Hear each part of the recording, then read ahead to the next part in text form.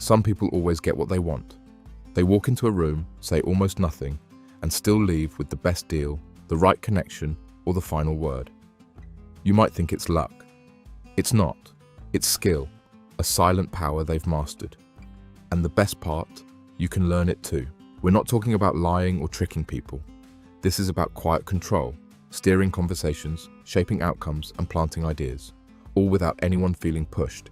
It's the kind of influence that wins arguments before they start and makes people feel like they made the decision themselves. Subtle manipulation isn't about force, it's about finesse. It's knowing how to respond, when to pause, and what to emphasize. It's understanding human behavior so well that you can move through almost any situation on your terms. Think about how often you're told what to do by ads, co-workers, family. Now imagine turning the tables. Imagine influencing the influencers. This isn't magic, it's psychology, strategy, timing. You don't need a loud voice, just a sharp mind and a calm presence. If you've ever felt like the underdog in a conversation, this is your new advantage.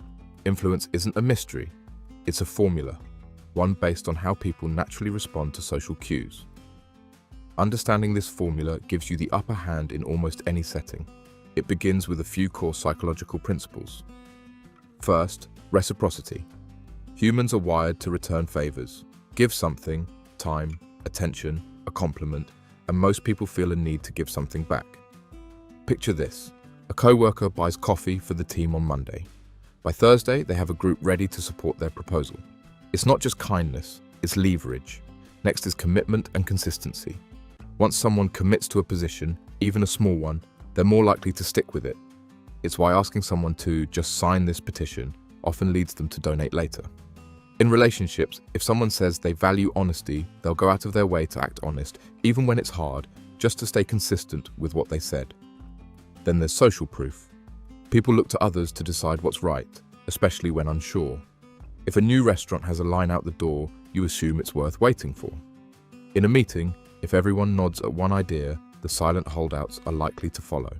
It's not about logic, it's about not being the odd one out.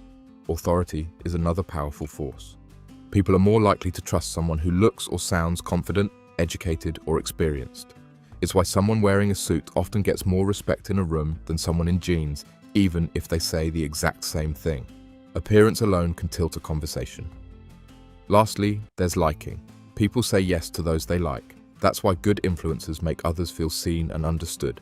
Think of a skilled salesperson who remembers your name, your last purchase, and even asks about your dog. They're not just friendly, they're building influence through connection. All these principles work because they tap into instinct. They're not tricks. They're human patterns, predictable and reliable. Use them ethically, and you're not manipulating people. You're speaking their language. Before we continue with the video and my further explanation about the problems with influence and how people use it unethically, I'd like to ask for your help. I'm trying to reach 1,000 subscribers, so I'd really appreciate it if you could subscribe and support me. Okay, let's continue. Telling someone not to do something often makes them want to do it more. That's the core of reverse psychology. It works because people crave autonomy, the feeling that their decisions are their own. So when that sense of control is threatened, even slightly, they often rebel, right into your hands.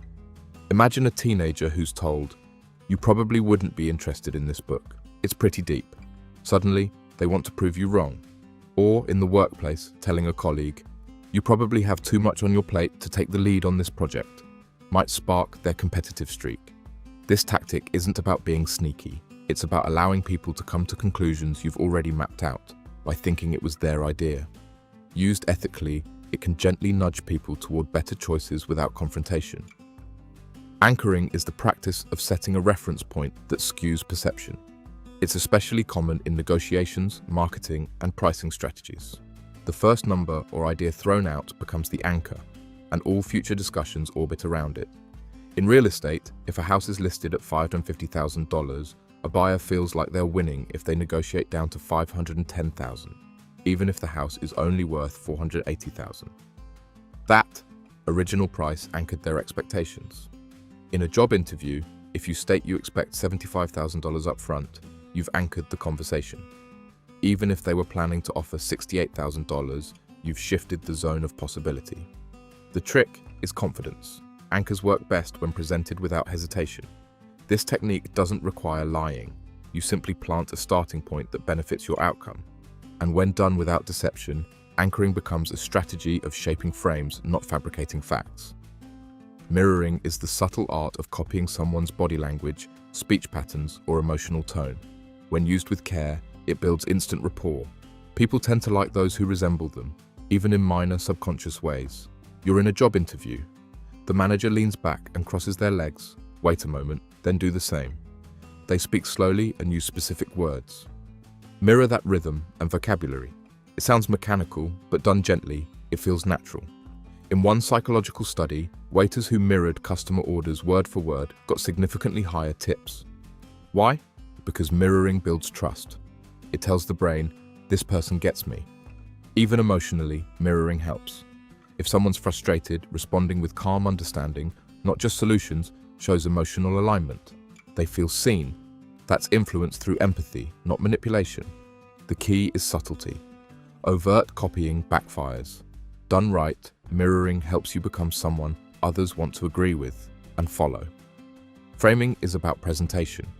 The way you present an idea can change how people feel about it, even if the content doesn't change at all. It's perception management at its finest. Let's say your team is behind schedule. You could say, we're late and this will hurt our results. Or you could frame it as, we've overcome major obstacles and are close to delivering a powerful result. Just a little more time will push it over the top. Same reality, different emotional impact. The real power, it's in how you use these tricks. In part 2, I'll show you exactly how to apply them without anyone noticing.